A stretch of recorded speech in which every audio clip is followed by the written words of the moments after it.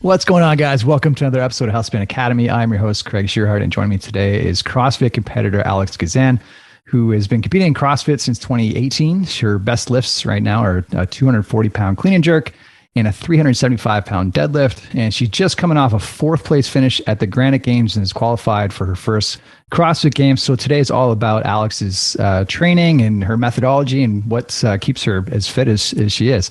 Alex, thanks so much for joining me today. Yeah, of course. Thank you for having me. Awesome. Well, I want to kick this off with how CrossFit came into your life. Obviously, you got pretty good at it after a while. How did it all begin? Thanks. I just played sports in high school. Like I was super into lacrosse. We had like a lifting class that I really enjoyed. And my health teacher like saw me climb a rope in the school and was like, you should do CrossFit. And I was like, oh, like, I only had like known like the stigmas of it, like that it was expensive and people got hurt and like all that stuff. So I was like, okay, like cool, like, but no thanks. Yeah. And then I went to class the next day and she like handed me a piece of paper and it was Reagan Huckabee's number. And she was like, she's expecting a call from you at 5, so call her. So they pretty much just like set me up. And, cool. I went to the gym and fell in love with it. And the rest was history. I was 16 at the time. So like, I fell in love with it. And then I found out you could compete. And then I was like, okay, now I'm really sold. Yeah. Yeah. Nice. Those rope climbs are kind of like a projection of the future, I guess. It's crazy. Yeah, I guess so. So you're obviously a good athlete. At some point, was there like a turning point you realized you could really make a run at this, or was it just kind of a gradual thing? You got a lot of beasts in your gym. Was it a moment when you started to keep up with those other athletes, or how did you start to get into the competitive side? That's a good question. So when I started at the gym back in Oregon, and I saw that there was a teen division, I was like, oh, like that's really cool. Like I want to try to do that. And so granted, I didn't really understand like how many elements go into being a CrossFit competitor, like how much stuff there is to be good at. And I just was kind of like, well, like I'm just going to go for it. And I ended up like missing out by just a couple of spots. And throughout that process, like all my coaches at that gym were like, hey, like just think bigger, like be patient, like CrossFit's for the long game. And like they kind of like believed in me and said like I had potential to go as an individual when I was older. So that's kind of where like the seed was planted. Cool. And then I just kind of like wasn't in a rush. So I was just training. And then once I got in contact with like Underdogs and like started training with them, I still didn't really know, like, I guess it would be this year. I was kind of more just like patient, like whenever it happens, it happens. Yeah. If that answers your question, I don't know. Yeah, for sure. No, it was that's really just cool. About then. Amazing. So this was your second semifinals, Granite Games. Talk through what were there surprises this year? Did you feel more relaxed? Like what was your kind of headspace going into that weekend? Yeah, it was night and day difference from last year. Last year I was like one of the last seeds in West Coast Classic, and I was just there for fun. Like I was like, I have no expectations, obviously like, doing my best, but like I had no expectations of qualifying for the game. So I was like, it'd be cool to like move up a heat. Like that'd be a good goal for the weekend. I had some like pretty big holes as well. And I just knew like I had to go into that weekend just for fun. And of course it was like nervous and scary, but this time, like after quarterfinals, like there was that internal pressure of like, okay, like you're seated pretty high and like there's a chance if you like execute and you do what you can do. So there was definitely a lot more nerves in the sense of like pressure and like wanting to perform. But also night and day difference in the sense like I had a coach this year and I didn't last year, and like I had a support team and I like it just totally different, but it was so good, fun. That's amazing. I want to talk more about that relationship. I've chatted with Justin once or twice, and he's I love that guy. He's so passionate, just like breathes fitness, which is super cool. I want to get into some of the differences in your training from day one. Was there a drastic change when you moved into having a coach? Was it kind of just continuing on where you're at? What is it, just training volume? What are the biggest differences from what you're doing today towards the earlier days? So like when I first started and training with the girls, like they were pretty hands off. Like they wouldn't be like, oh, you need to come do like this, and this. It was like whatever I wanted. So they would send me what they were doing and like I could show up and do it with them. And then when I moved to Vegas, I just started following like a template program. I did Forge by Zeus, and I did what I wanted. Like I definitely cherry picked and like, I'm sore, so I'm not going to do this. And just kind of like did what I felt like when I felt like it. And then transitioning to Justin, I'd say like the biggest change is like just being so consistent on a plan, like doing monostructural every morning and like doing lifts consistently every week and gymnastics every week. And the volume was definitely a lot more than I was used to. But I feel like my body adapted pretty fast. And it was just, I'd say the biggest thing is just the consistency, like with all those stuff. And then of course, like the environment, like getting pushed every day is huge. Yeah, absolutely. So give me a quick snapshot of a typical day. You mentioned monostructure in the morning. Is it, are you lifting like how many days a week are you doing barbell? Like what's a snapshot of a typical day of training from start to finish? I kind of like the way Justin like cycles us through the week. Like every day's intense, but a little bit, it varies in like what we're doing. So Monday is like probably our biggest like volume day, Monday or Tuesday. Now we're like doing Tuesday, Wednesday, Friday, Saturday, Sunday. But like in the beginning of the season, it was like Monday, Tuesday, Wednesday. So like it just shifted a little bit. But our first day of the week, which is either going to be a Monday or Tuesday, really big volume day, like back squats. Then we do like clean and jerk or clean, like some sort of Olympic lift in that format. And then a skill piece, so like a gymnastics piece, then a Metcon and accessory work. So like there's a big chunk of session there, and then that's on top of the monostructural that we'll do in the morning, which is usually like assault bike or running. So that's like probably our biggest day. And then the day after that's a little lighter. We do a lot of power work, so like power snatch, power clean. That's really our only work with the barbell on those days. And then a running or longer monostructural piece and accessory work. So it kind of ebbs and flows. But every day we're doing some sort of cardio in the morning, like working on engine work.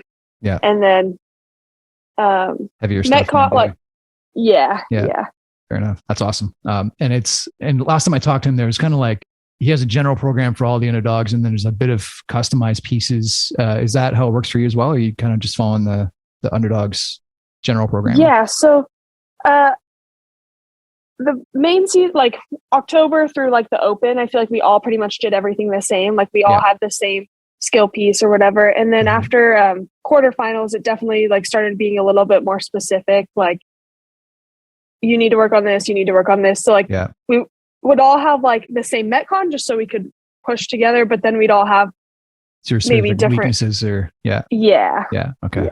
Amazing. Let's chat nutrition. So do you have a nutrition coach? Are you tracking macros? How dialed in with that are you? I've kind of been on every end of the spectrum with nutrition. I've had a coach. I worked with Jen Ryan from Invictus for a while. She's wonderful. Right now I'm not tracking. I kind of just have been going by feel. I think I'm going to track going into the games just because like the volume, I want to make sure I'm eating enough.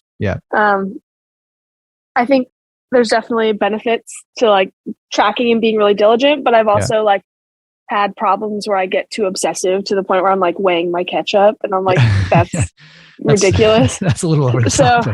Yeah, fair enough. So I find myself like, if I start to feel that way, then I'll take a break from tracking and then like go back into it. And then like, once it starts to get too much, then I'll just back off. So I was probably going to reach out to Jen this week just because I want to make sure I'm eating enough going into a big training volume. That sounds like a smart way to do it. I think like it's that delicate line of not keeping a healthy relationship with your food, right? And would you say you're more focused on quantity? Do you like, how much does quality factor in, like getting minimally processed and that kind of stuff? Are you just trying to get them however you can at this point? I used to be, I think this is probably where like all the mental side of eating stemmed from. Like I did paleo for a while. Like to the point where like I wouldn't Cliff Bar. I was like, nope. It was like it was annoying. It was like obnoxious. And now like I'm much more relaxed. Like obviously I feel like quality plays a factor in how you feel. If you're sitting there eating McDonald's, like you're not going to feel good training. So I can imagine there's a lot of games athletes eating McDonald's every day. So I definitely like, I value quality. Like I try to get like make a lot of my own food or like minimally processed. But like you said too, at this point, like there is a lot of calories to be consumed. So like at the gym, we have a carbs locker that's like all candy, and that's amazing. Like, it sounds like a dream. Yeah.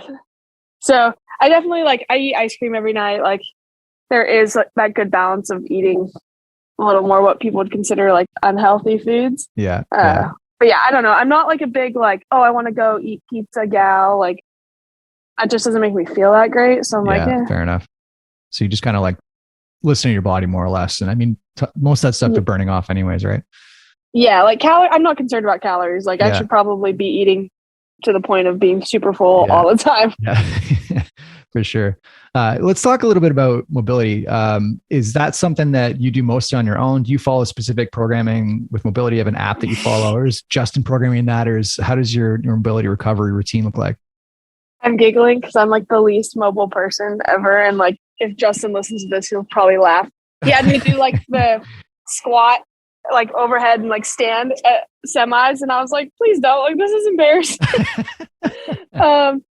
I've tried, like, I should just follow a program. I did Go On for a bit, and that was like helpful. I like learned all the stretches and just started doing those on my own. Yeah. But yeah, I struggle in that department. I don't know if it's genetic, but like I've stretched like day after day after day. And then if I miss like one day, then it's like back to ground zero. I feel you. I spent literally my entire adult life stretching every day and just like beating against the wall. And finally, like the last couple of years, I kind of broke through a little bit, but I'm not competing for the CrossFit Games by any means. Yeah. So like, I mean, I stretch every day. I usually stretch after like my cardio piece in the morning. Like that's kind of like a good routine for me. So like I'm hot and sweaty, and like it's a lot easier to stretch then. For sure. Yeah. At this point, I pretty much just do everything I learned off of GoWOD, but I should probably like stick to a program and see if that will help. Yeah. Probably would be a positive. We know. Let's talk about the mental piece, Alex. So leading into an event, do you have like a routine that kind of gets you in the right headspace? Do you do visualization, like mantras, meditation? Is there anything different you do leading up to a competition mentally? Yeah, Justin was kind of like talking with us this last weekend, and it was really helpful about just like visualizing like the event, like movement for movement, like picturing yourself hitting the target for the wall ball every time, or hitting the lift or whatever that is. And that's really helpful. For myself, like I think the biggest thing for me is like going onto the floor, knowing like at the end of the day, it is just a workout. Like obviously do your best, and like you want to win and you want to do great, but I can still go home to my family and like they're going to love me whether I get first or 30th. And I think taking yourself like a step back and like remembering that helps you to have fun. And when you have, for myself at least, like when I'm having fun, I usually perform better. Yeah, I love that. Very cool. So let's talk a little bit more how you originally got linked up with Justin. The Underdog seems to be just blowing up, and you've got tons of athletes that you're training with every day. How did you get connected with him originally? So I moved to Las Vegas very luckily, just like right about the same time that all the Underdogs did. But I was training at a different gym, probably about like 20-30 minutes north. Okay. And I had people that I knew text me like, hey, you should go work out with Carrie. Like, hey, like guess who's in Vegas? And I just don't have the personality type to like walk into a gym and be like, hey, I'm Alex. Like, I'm going to train with you. Like, that's just not fair. Me. But like, I definitely knew she was there, and I was like, that's really cool. My friend Brent at the gym I work at and was also working out at, he started kind of chatting and talking with one of Carrie's friends, and he was like, hey, like I have an in for you. Like, I know how to get you to Carrie. And I was like, I don't know. Like, that's whatever. The legend. He just, he kind of just did it. And I went and worked out with them one day, and the rest is history. That's amazing. I feel like Carrie would be a good kind of first face to deal with. She's just so personable and like so likable and an absolute, and like somehow humble. Like she's just like, she's really good, but you'd never know it talking to her. Super cool. Yeah. I was so scared. So scared, like walking in, and like after 2 seconds of talking to her, I was like, oh, okay. Like she's awesome. Like very welcoming. And, That's amazing. So yeah, like I said, there's a lot of like kind of heavy hitters you're at Rhino CrossFit, right? Mm-hmm. And are you working out with a lot of them, like day to day? Are you doing workouts kind of on your own, or how does that look? Yeah. So leading up to semifinals, we were all kind of had a little bit different stuff just based off of what semifinal we were going to. Mm-hmm. So like Matt DeLugos and I were training mostly together because we both were going to Granite Games. Yeah. So we were on like the same training plan kind of thing. And like, then like Danielle and Kyra and Mitch were doing the same thing. But prior to that, like leading up to quarterfinals, we all trained together, at least like for the Metcon and lifting. Yeah. I feel like everyone's kind of like does their own thing for the monostructural because some people do it at home or we'll go in early. Yeah. I'd say like pretty much everyone is together usually. That's sweet. And so day to day, how much like is Justin in contact with you like every other day or like once a week? Is he texting, coaching, you talking face to face more? How do you get your coaching for the most part? He's there. He's like all hands on. Granted, he has like kids and stuff. So some days he's like out, but he's there probably 80 to 90% of the time. And like whether that's just being there, like supporting us or just like hands-on coaching for like cues and this and that. Yeah. Matt and I were like giggling and thinking it was so cute because he texted and called us every day leading up to Granite Games because he was still in Knoxville for the MAC, but he still texted us like, "How are you guys? How you doing?" That's amazing. He's very hands-on and like super involved, which is awesome. Like it makes you feel like cared for and like it's nice. Yeah, that's been my favorite thing of watching semis is just Justin's reactions to his athletes like winning workouts. It's like because it's when it's like just genuine too, right? He's just like gets genuinely fired up, which is so cool. Oh, it's such a good feeling to like be the cause of that reaction. Yeah. Like it's like it's so good. I can only imagine. Very cool. Alex, so what are the targets? This is your first CrossFit Games. Do you have expectations going into it? Is it kind of similar to your first year in semis? Do you have like what's your expectations heading in? Obviously do my best. Like I don't want to go and like not compete. Like I want to be a competitor. Yeah. But also a little bit of the like, hey, I earned it. Like have fun. Don't like you don't have to go and stress yourself out every event. Like it is a big accomplishment just to go there. So I'm trying to remember that and like focus on enjoying the moment. Like you'll never have a first time again. So very true. I love that. Yeah. And so how do your priorities shift as we lean into the games? Is there tweaks to training? Is it just more of the same? Have you and Justin kind of talked that through yet? Or what's the approach there? I haven't had a long conversation with him yet, like to debrief semifinals. After quarters, we like met up later in the week and just like chatted about our goals for semis and like what training will look like. So I assume we'll do something very similar in the next few days. Yeah. He's in Canada right now with Allie, nice. Allison Scuds. So I'm kind of I don't want to take his time away from her right now because it's a big weekend. Right. But I'm sure we'll talk maybe Monday or Tuesday.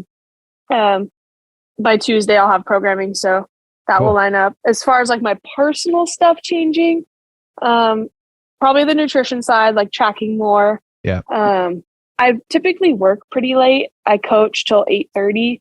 It's been fine throughout the season. Like I haven't struggled with sleep or anything, but if for some reason I feel like I'm not recovering enough, then I might try to switch that schedule around a little bit. Yeah, fair enough. My husband is working, so he's not home. So like there's not really a lot to navigate there. So that's kind of a relief as far as like I don't have to stress about feeling bad not hanging out with him or anything. Otherwise everything should just stay the same. Amazing. Well, I'm wishing the best luck. I'll be cheering for you as we get closer to the season. Yeah, thank you. Thanks so much for the time, Alex. It's been an amazing chat. What's the best way for people to follow you leading up to the games? Probably Instagram. That's like the biggest thing that I use. It's Alex Gazan and then an underscore. Cool. Awesome. Well, we'll link to that in the show notes. Thanks again for the time and appreciate the chat. Yeah, thank you. All right. Thanks for tuning in this episode of Healthspan Academy, guys, and we'll see you next time. Hey, what's up, guys? Thanks for tuning in today. Hope you enjoyed the episode. Thank you so much for supporting this channel. This has been a fun project. We're growing in viewership every single week, and we obviously couldn't do that without you. So thank you for continuing to tune in. I really hope you're getting value out of the programming and the content. Just wanted to give you a heads up.